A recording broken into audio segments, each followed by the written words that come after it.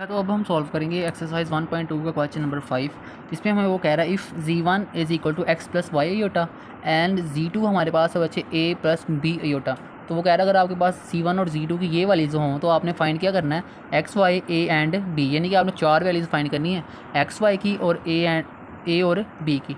और उसके बाद वो कह रहा है सच दैट इक्वेशंस उसने हमें दी है z1 plus z2 is equal to 10 plus 4 iota और z1 minus z2 is equal to बच्चे हमारे पास है 4 प्लस 6 प्लस 2 अयोटा। तो चलिए हम फोकस करेंगे पहले इन इक्वेशंस पे। एक इक्वेशन हमारे पास है z1 plus z2 is equal to 10 plus 4 iota, इसको नाम देते हैं इक्वेशन 1 का। दूसरी इक्वेशन हमारे पास है बच्चे z1 minus z2 is equal to 6 plus 2 iota, इसको नाम देते हैं इक्वेशन 2 का, क्योंकि ये उसने हमें इक्वेशन ऑलरेडी दी हुई हैं। हम क्या कर देते हैं, यहाँ पे मैं लिख देता हूँ ऐड इक्वेशन 1 एंड इक्वेशन 2।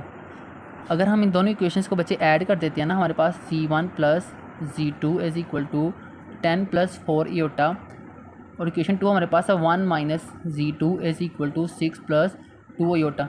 अच्छा, ये प्लस माइनस आपस में कैंसिल, ये एक z1 ये और एक ये दोनों 2 हो गया हमारे पास 2z1, 10 प्लस 6 हमारे पास आ गया 16 प्लस ये दोनों भी प्लस के हमारे पास आ गया 6 अयोटा। अच्छा बच्चे, ये जो हमारे पास क्या कहते हैं सॉरी, ये हमारे पास जो 2 की वैल्यूज़ है ना 2, ये इधर मल्टीप्लाई और दूसरी तरफ जाके क्या होगा डिवाइड, हमारे पास आ गया z1, ये इधर मल्टीप्लाई होता है इन दोनों के साथ जाके क्या होगा डिवाइड 16/2 प्लस 6/2, साथ में क्या आ रहा है अयोटा।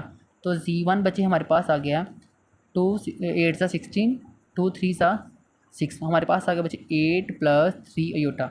और हमें पता है इस चीज़ का कि z1 किसके इक्वल था बच्चे x प्लस वाई अयोटा, तो हम z1 की जगह पर लिख देंगे x plus Y iota is equal to 8 plus 3 aorta.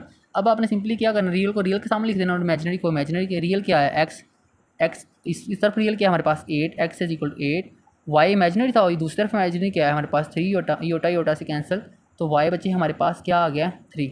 तो चलिए हमारे पास x और y का तो आंसर आ गया। अब हम क्या करेंगे a और b का आंसर फाइंड करेंगे बच्चे। अच्छा बच्चे, ये वही इक्वेशन है जो उसने हमें फिक्स दी हुई है। पहले हमने इक्वेशंस को क्या किया ऐड, अब हम लिखते हैं subtract equation 1, subtract equation 1 and equation 2। सही है, कि हम दोनों इक्वेशंस को क्या करें सब्ट्रैक्ट, सॉरी हम लिखते हैं सब्ट्रैक्ट इक्वेशन 2 इन इक्वेशन 1, यानी कि इक्वेशन 2 जो है वो इक्वेशन 1 में से क्या हो रही है माइनस। अगर ये सब्ट्रैक्ट हो रही है तो ये प्लस का था, किसका हो गया माइनस का, ये माइनस वाला था तो बच्चे किसका हो गया प्लस का। तो सेम इसी तरह ये दोनों वैल्यूज प्लस की थी तो किसकी हो जाएगी फिर माइनस की। मैं इधर ही डायरेक्ट कर रहा हूँ। अच्छा बच्चे, ये प्लस माइनस आपस में कैंसिल, अब ये दोनों किसके हो गए प्लस के, तो हमारे पास आ गया 2z2। अच्छा, 10 में से 6 गए तो हमारे पास आ गया 4 में से 2 गए तो हमारे पास आ गया प्लस का 2 अयोटा। प्लस बच्चे इस वजह से आया क्योंकि बड़ी वाली वैल्यूज के साथ हमारे पास क्या आ रहा है प्लस। अच्छा, ये जो 2 इधर z के साथ मल्टीप्लाई हो रहा है, दूसरी तरफ जाकर सारी वैल्यूज के साथ क्या हो जाएगा divide, z2 is equal to 4/2 plus 2/2 iota. 2 1 2 2 2 4 और 2 1 2, तो हमारे पास सिंपली z2 इक्वल आ गया बच्चे 2 प्लस अयोटा के।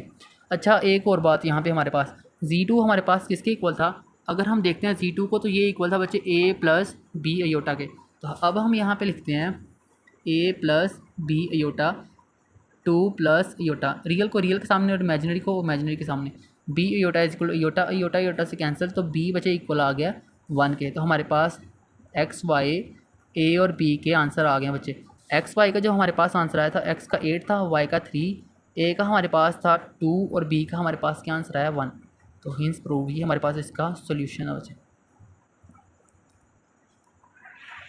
अच्छा बच्चे, अब हम करेंगे क्वेश्चन नंबर 6 सॉल्व, जिसमें वो हमें कह रहा है show that for all z1 z2 belongs to c, मतलब कि जो c1 और z2 वो किसे बिलोंग कर रहे हैं कम्प्लेक्स नंबर से। तो आपने क्या फाइंड करना है z1 z2 का होल कॉन्जुगेट, फिर ये किसके इक्वल है z1 का कॉन्जुगेट एंड z2 का कॉन्जुगेट। चलिए हम लेट करते हैं बच्चे इस वैल्यूज़ को। हमें पता है कम्प्लेक्स नंबर वो होता है जो दो हिस्सों पे मुश्तमिल होता है, एक रियल और दूसरा इमेजिनरी। तो हम लिखते हैं बच्चे z1 को हम लिख लेते हैं a प्लस बी अयोटा और z2 को हम लिख लेते हैं बच्चे c प्लस डी अयोटा। चलें, ये तो हमारे पास आ गया ना z1 और z2। जब हम इसका कॉन्जुगेट करेंगे ना बच्चे, तो कॉन्जुगेट में क्या करते हैं जो रियल और इमेजिनरी के दरमियान साइन होता है वो क्या हो जाता है चेंज। यहाँ पे क्या आ रहा है प्लस, जब हमने कॉन्जुगेट किया तो बच्चे किसका हो गया माइनस का। तो सेम इसी तरह से हम लिखेंगे z2 का भी c माइनस डी अयोटा। तो सबसे पहले हमें क्या करना होगा z1 को z2 से मल्टीप्लाई करवाना है, फिर जो आंसर रहेगा उसका क्या करना है बच्चे कॉन्जुगेट लेना है। हम लिखते हैं Z1 Z2। तो Z1 की हमारे पास वैल्यूज़ थी A plus B iota C plus D iota. तो सिंपली हम इसे मल्टीप्लाई करेंगे Z1 Z2, ये दोनों वैल्यू इन दोनों के साथ क्या होगी, प्रॉपर मल्टीप्लाई। D अयोटा, फिर किसका साइन है दरमियान में, प्लस का, प्लस B अयोटा बच्चे हमारे पास आ गया C प्लस D अयोटा। ये दोनों आपस में मल्टीप्लाई तो AC आ गया, फिर AD से हुआ तो हमारे पास आ गया AD iota plus BC iota. Plus plus plus ही होता है हमारे पास, B बच्चे जब D से मल्टीप्लाई हमारे पास आ गया BD, योटा से मल्टीप्लाई होगा तो हमारे पास आ जाएगा योटा का स्क्वायर। और हमें इस चीज़ का पता है कि अयोटा स्क्वायर इक्वल होता है बच्चे -1 के। तो हमारे पास Z1 Z2 is equal to आ गया AC प्लस, अच्छा ये दोनों योटा है, दोनों इमेजिनरी, तो मैं इसे लिख सकता हूँ AD प्लस BC, योटा को कॉमन लिया। अच्छा योटा स्क्वायर -1 के इक्वल होता है, हमारे पास आ गया प्लस BD इंटू -1। तो मतलब कि मैं अब इसे लिख सकता हूँ Z1 Z2 is equal to AC। अच्छा देखना, प्लस जब माइनस से मल्टीप्लाई होगा प्लस माइनस माइनस, तो हमारे पास आ गया AC माइनस BD, और इनके दरमियान किसका साइन आ रहा है, plus AD plus BC into iota. मतलब ये हमारे पास आ गया रियल, और ये हमारे पास क्या आ गया बच्चे, इमेजिनरी, क्योंकि इसके साथ भी योटा नहीं और इसके साथ भी योटा नहीं है, इसलिए ये दोनों रियल हैं और ये दोनों हमारे पास क्या, इमेजिनरी। ये हमने फाइंड किया था Z1 और Z2 का आंसर। जब हम इसका कॉन्जुगेट लेंगे ना, होल कॉन्जुगेट दोनों का, तो क्या होता है, उसका जो दरमियान में रियल और इमेजिनरी के दरमियान में साइन था वो चेंज हो जाता है। ये प्लस का था तो किसका होगा बच्चे, माइनस का। ये प्लस का साइन था ना दोनों के दरमियान, तो किसका आ गया अब, माइनस का। AD plus BC into iota. तो ये हमारे पास आंसर आ गया Z1 Z2 का होल कॉन्जुगेट।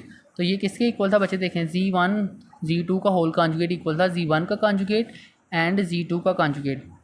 तो अब जो हम लिखेंगे इनको अलग से कॉन्जुगेट इनका पहले से होगा, बस इनको आपस में क्या करवाना है, मल्टीप्लाई। तो बच्चे Z1 का ये कॉन्जुगेट और Z2 का हमारे पास ये, बस हमने इसे क्या करवा देना, आपस में multiply, A minus B iota into C minus D iota. तो Z1 का कॉन्जुगेट Z2 का कॉन्जुगेट बच्चे हमारे पास आ जाएगा सेम उसी तरह से, सारी वैल्यूज इधर आके मल्टीप्लाई, माइनस B अयोटा तो C minus D iota, AC से हुआ तो AC माइनस AD अयोटा, फिर माइनस B होगा multiply, minus BC iota minus minus plus BD iota का स्क्वायर। तो हमें पता ही है, देखो ये दोनों हमारे पास बच्चे क्या हैं, इमेजिनरी। इनमें से दो चीज़ कॉमन आ रही है, माइनस B और अयोटा भी। हम लिख देंगे AC माइनस अयोटा कॉमन लिया, अंदर आ गया AD। जब माइनस कॉमन ले लिया था ना बच्चे, तो ये दोनों वैल्यूज माइनस की थी, किसकी होगी, दोनों प्लस की। तो हमें पता है कि अयोटा स्क्वायर किसके इक्वल होता है, -1 के।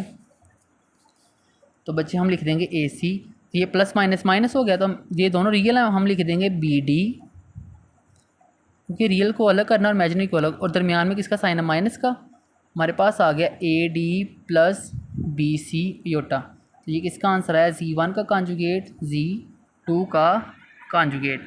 तो बच्चों देखो हमारे पास जो Z1 और Z2 को मल्टीप्लाई करवाने के बाद जो इनका होल कॉन्जुगेट लिया था, इनका आंसर देखो AC माइनस BD, फिर दरमियान में साइन माइनस का, फिर AD प्लस BC अयोटा आया था। और जब हमने Z1 का कॉन्जुगेट लिया पहले और Z2 का कॉन्जुगेट लिया और बाद में इन दोनों को मल्टीप्लाई करवाया, तो इनका आंसर भी क्या आ रहा है बच्चे, बिल्कुल सेम आ रहा आंसर। हमने बस यही प्रूव करना था। तो बच्चे हम लिख देंगे Z1 Z2 का होल कॉन्जुगेट इक्वल है Z1 का कॉन्जुगेट Z2 का कॉन्जुगेट। तो हमारे पास बच्चे आ गए हिंस प्रूव्ड, आपने लिख देना बस, हमारे पास इसका यही सोल्यूशन है।